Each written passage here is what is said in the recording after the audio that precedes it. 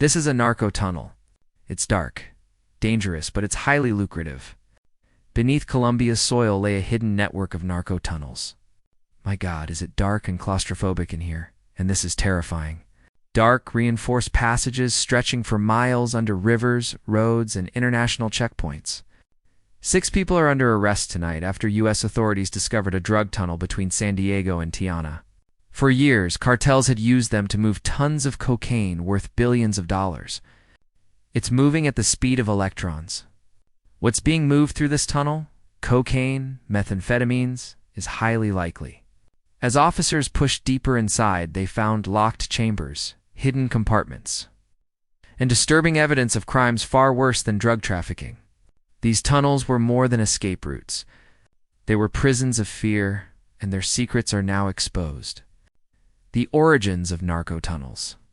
The cocaine wars in Colombia were tearing the country apart in the 1980s. On one side was the Medellin cartel led by Pablo Escobar, a former smuggler who had become the most feared drug lord in the world. His cartel controlled the majority of moving into the United States, and he built his empire with terror, car bombs, assassinations, and bribery. On the other side were his rivals in the Cali cartel, who were quieter but just as ruthless. Using their money and connections to challenge Escobar's dominance, the Colombian government and USD agents were caught in the middle trying to crush both cartels while violence exploded on the streets. It was in the middle of this bloody struggle that Escobar found a new weapon, the ground itself. They decided the earth could hide their empire. Beneath barns, jungle compounds, and warehouses, men started digging. These were filthy, rotting pits held up by planks that looked ready to snap at any second, but they worked. Inside these holes was stacked like bricks of death. Millions in cash were buried like corpses, and gunmen could vanish into the dirt the moment the police came crashing in. Escobar's idea wasn't random. The Vietnam War obsessed him. He fixated on the Viet Cong's Coochie tunnels, where fighters would crawl underground, wait, and then strike before disappearing back into the dirt. To American soldiers, it felt like the earth itself had turned into an enemy. Escobar wanted that same fear in Colombia. Former cartel insiders say he pored over military reports and diagrams of those tunnels, learning how they worked step by step. But his obsession went further. At the same time, word reached him about Mexican traffickers digging crude tunnels under the U.S. border. They were already sneaking shipments beneath the ground while police searched above it. For Escobar, this was proof the strategy worked. He believed dirt was a better weapon than any gunman. Gunmen could betray him. Smugglers could be arrested. But a tunnel never talked. Once dug, it stayed loyal. The first Medellin tunnels were crude but terrifying. They were dug by hand with basic tools. Trapdoors were hidden under livestock pens. Chambers were packed with untilled air rire of chemicals. When police raided, cartel soldiers would drop below and escape, leaving behind empty rooms and silence that taunted the authorities. Law enforcement found themselves fighting ghosts, searching farms or factories that looked ordinary. While beneath them, a hidden monstrous city was taking shape. Escobar's rivals saw it too. The Cali cartel took the idea and made it worse. Their engineers didn't settle for rotting wood. They poured concrete, rigged vents, and built spaces where men could breathe and wait for hours without surfacing. The cost of these constructions was monstrous. Diggers, many forced into the work, were reportedly buried alive when the soil collapsed. Some suffocated in total blackness, their bodies sealed forever in the dirt. The cartels didn't stop. To them, the dead were just part of the foundation. Every corpse fed the tunnels, and the digging went on, engineering an empire underground. By the late 1990s and early 2000s, the crude burrows of Escobar's era were no longer enough. Colombian cartels had grown richer, their logistics more complex, and the pressure from law enforcement and U.S. agencies far more relentless. This forced traffickers to think bigger. The tunnels were no longer just escape routes or storage holes. They began transforming into fully engineered structures designed to rival military installations. Engineers, architects, and miners were recruited quietly, often under the guise of legitimate construction projects.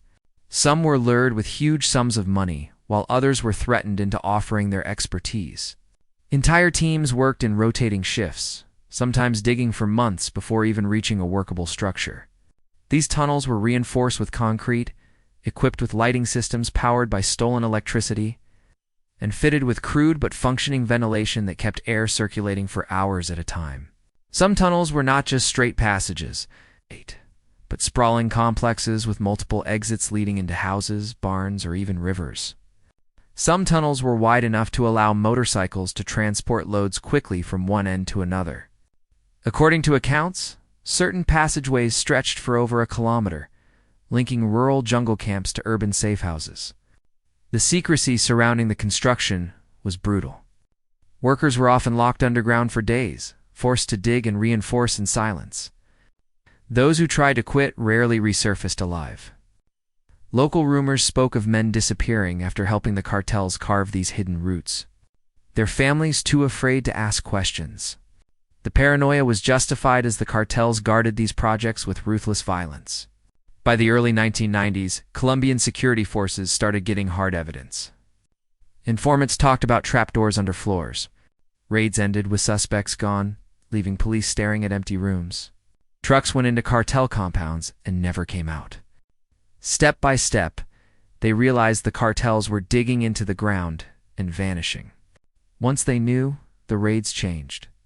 Police units came armed not just with rifles, but with sledgehammers, shovels, and drills.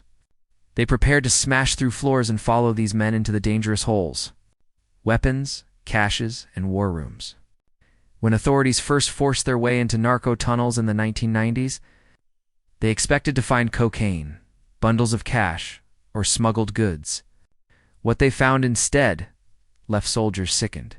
Beneath streets and farmland were hidden chambers that looked like underground military bases. Crates of rifles and stacks of grenades filled the rooms. Heavy weapons lay in piles ready for use. These were not temporary stashes. They were arsenals prepared for war.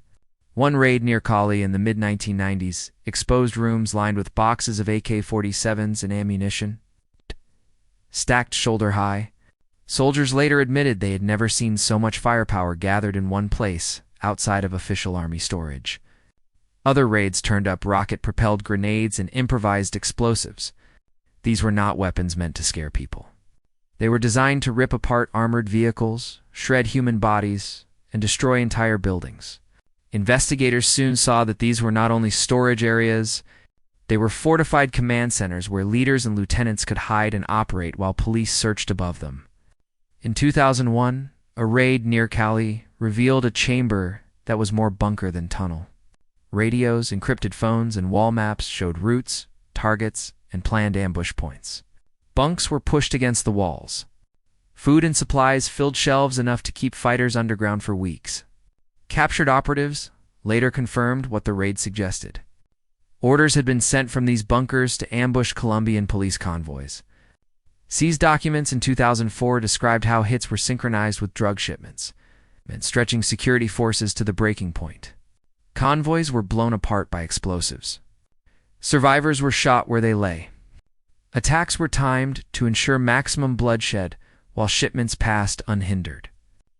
The effect on Colombian forces was devastating. They understood then that they were not fighting small-time gangs. They were facing armies. The scale of planning and firepower was beyond what many commanders had ever seen. Officers admitted that the sophistication of these underground networks shocked them more than any firefight. It created a deep fear that armed enemies could be operating in silence right beneath their feet. And wherever weapons flowed into these hidden spaces, violence soon followed, leaving behind disturbing evidence of torture and death. The disturbing evidence of torture and death. When Colombian authorities began digging deeper into narco tunnels in the late 1990s, they uncovered scenes that left even hardened officers shaken. Some hid prison-like chambers that wry red of dampness, rot, and human misery. Inside, crude wooden doors sealed narrow rooms no wider than a few feet. Iron shackles were bolted into walls, their rust stained black from sweat and blood. Forensic teams later confirmed what the first soldiers already knew. The tunnels had been used as detention and torture sites. They were not meant to hold people safely until ransom was paid. They were meant to break them. Many of the bodies recovered inside or nearby confirmed this. Some were dumped into shallow pits dug directly in the tunnels. Soil had been scraped hastily over them, leaving arms and legs half exposed. Autopsies revealed shattered bones, broken teeth, and gunshot wounds to the head at close range. Victims had been beaten, tied, and executed in conditions so degrading that investigators struggled to write their reports. The victims were not chosen at random. Many were cartel foot soldiers suspected of being informants. Others were rivals captured in territorial disputes. Records showed civilians who had stumbled across tunnel entrances were also taken inside and never came back out. In rural Antioquia, farmers vanished after refusing to allow tunneling beneath their land. Their families were left with no answers, only silence and rumors of bodies hidden in the earth. Testimonies from former cartel operatives who later cooperated with prosecutors added details so disturbing they were difficult to verify. Yet they matched the physical evidence. Some described executions carried out in front of other prisoners to instill terror. Victims were sometimes forced to kneel and beg for mercy, while their captors mocked them before delivering fatal shots. Others recalled prisoners tied to chairs and beaten with blunt weapons until they confessed to supposed betrayals. In at least one account, the lives of prisoners were taken slowly with burns from heated metal rods pressed into their skin. Unverified but persistent reports claimed that tunnels near Medi contained dedicated torture areas. Investigators found metal chairs wired with electrical cables. Witnesses described captives shocked repeatedly until they passed out, only to be revived and shocked again.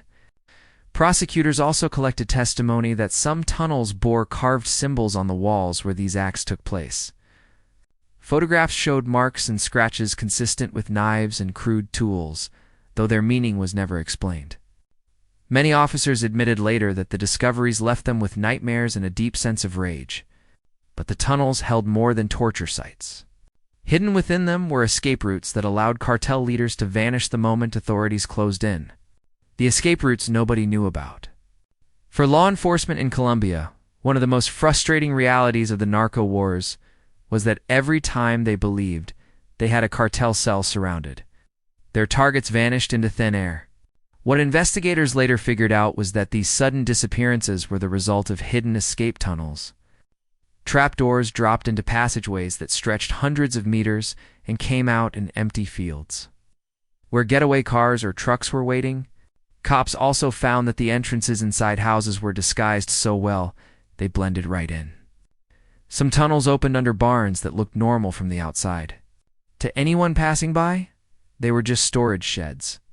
But if you pulled up the floorboards, a hole gaped open to a hidden passage. Others were tucked under wells that looked like ordinary water sources, but inside were ladders leading down into the dark. Authorities even found routes hidden beneath septic tanks filled with human waste. Soldiers had to climb through the filth before realizing the tanks were just cover for a clean tunnel that went deeper underground. In some rural spots, fake animal pens were built over tunnel mouths. Pigs or goats lived above, covering the noise and smell of men moving below. In city houses, trapdoors were cut into tiled kitchen floors. They were so perfectly disguised that even trained search dogs missed them the first time through. The ugliest discoveries came in the early 2000s, and abandoned tunnels turned up under small rural churches. People whispered that some priests had allowed the digging in exchange for cartel bribes or protection. No hard proof ever came out, but the idea alone was enough to rattle whole communities. Even years later, people struggled to look at those churches the same way again. For locals, the shock was unbearable. Families living above farms or homes where tunnels were later uncovered admitted they never slept the same again. Parents told investigators they had let their kids play in barns or yards. Without knowing, cartel fighters were moving under their feet. Farmers spoke of anger and fear after learning that their livestock pens had been used as cover for escape routes. One woman near Antioquia said she spent years drawing water from a well that secretly hid a ladder down into cartel tunnels. For many, the sense of violation was worse than the raids themselves. Their land and homes had been turned into camouflage for killers without them ever realizing it. The most famous example came in 1992 when Colombian forces closed in on a farmhouse outside Medellin. Intelligence had suggested that key members of Escobar's network were hiding inside. The troops moved quickly and surrounded the property, confident that their targets had nowhere to go. Yet as they breached the house, they found empty rooms. Moments later, scouts reported seeing figures emerge from a hillside nearly half a mile away. Escobar's men had escaped through a tunnel that began in the farmhouse cellar and exited in the countryside. That single episode humiliated the security forces and reinforced Escobar's legend as a man who could never be trapped. That legend ended the following year. On December 2nd, 1993, Pablo Escobar was shot dead on a rooftop in Medi after a long manhunt. His death marked the collapse of the Medellin cartel, which had already been weakened by arrests and constant pressure. Not long after, the Cali cartel, which had risen in Escobar's shadow, was dismantled in 1995 and 1996 when its leaders, the Rodriguez-Orjuela brothers, were captured. By the late 1990s, Colombia's two most powerful cartels had been broken. But the cocaine trade did not stop. Instead, power shifted north. Mexican cartels stepped into the vacuum and took over much of the trafficking into the United States during the late 1990s and 2000s. As the cartels expanded their reach, they began working with Mexican groups to extend tunnels across borders, creating subterranean highways of cocaine that reached the United States. Narco tunnels on the U.S. border. The first major discovery came in 1990 near Douglas, Arizona. What looked like a normal warehouse in the Mexican town of Agua Prieta hid the mouth of a tunnel running straight into the United States. It was about 300 feet long, reinforced with wood beams and fitted with lights and ventilation. Agents were stunned. It was crude compared to what would come later, but it showed how determined the cartels were. They were no longer simply slipping past patrols. They were digging highways under the border itself. By the late 1990s and early 2000s, these passageways became far more advanced. Some were thousands of feet long, tall enough for men to walk upright, and fitted with electric lighting. Others had pumps to drain water and ventilation fans to keep air flowing. Several even had rails with small carts to move cocaine, marijuana, and methamphetamine in bulk. One of the most infamous was uncovered in 2006 in Otay Mesa, California. It ran more than 2,400 feet, starting beneath a warehouse in Tijuana and surfacing under a storage facility in San Diego.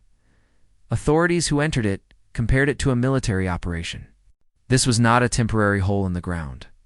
It was a fully engineered pipeline of crime. Legitimate-looking businesses often disguise the entrances. Warehouses, trucking depots, and food distribution facilities were popular covers. On the U.S. side, investigators entered buildings that seemed ordinary, some stacked with produce boxes only to find hidden trapdoors in the floors that dropped into dark passageways. In one case, what appeared to be a refrigerated food storage unit contained a false wall that led directly into a tunnel shaft. Every new tunnel discovery sent waves of panic through U.S. agencies. If such elaborate systems had gone undetected for months, it raised the question of how many others were still in use. Reports from cartel defectors claimed that several tunnels were never found at all, and that they remained active for years. Locals living near the border told stories of faint grinding noises beneath industrial zones at night, though these claims were never verified. The darkest rumors came from former cartel operatives who spoke about how the tunnels were built. Some claimed migrant workers were recruited under false promises of construction, jobs only to be forced into digging for weeks or months in suffocating conditions.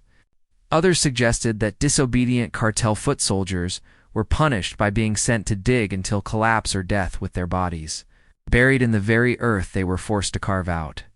None of these reports could be proven, but the possibility alone haunted investigators. Yet as sophisticated as these underground highways were, what shocked investigators most was not the engineering itself. It was what some of the newest discoveries revealed, pulling the tunnels out of the past and into the present with horrors that went far beyond smuggling. The recent exposures in 2021, Medellin police acted on intelligence that pointed to an unfinished narco tunnel hidden beneath a farm on the city's outskirts. The site looked ordinary from above, but when officers pried open the concealed entrance and began their descent, the horror began immediately. The air was heavy and stale, so thick that several men said they struggled to breathe. It carried the unmistakable smell of damp earth mixed with rot. Their flashlights revealed a narrow corridor lined with crude brickwork. The ground was uneven, and loose dirt shifted under their boots. But what stopped the team cold were the restraints fixed into the walls. These were not standard shackles for adult prisoners. They were small bolted metal cuffs set at ankle height. The size left little doubt. They were meant for children. The officers froze. The silence that followed was not confusion, but shock. The only reason to restrain children in such a place would be to keep them from escaping. The cuffs were at ankle height because the victims were either kept sitting on the floor or forced into positions where they could not move freely. Investigators understood instantly what this meant. These tunnels had not just been built to move drugs. They had also been used to hold trafficked children underground in conditions that were brutal and degrading. The implication was horrifying. The shackles suggested children were kept there for extended periods, possibly while being moved through trafficking networks or while awaiting sale, ransom, or coercion into cartel service. Testimony from past trafficking cases in Colombia confirmed that minors were sometimes forced into smuggling work or used as leverage against families. Forensic teams could not yet determine how many had been kept in that tunnel, but the restraints left no doubt that children were imprisoned there against their will. Worse still, the proximity of burial pits nearby raised another unspoken fear among investigators. The children who were restrained in those tunnels may not have been released at all. Some of the bones being examined could have belonged to them. For police and forensic staff, it was one of the most disturbing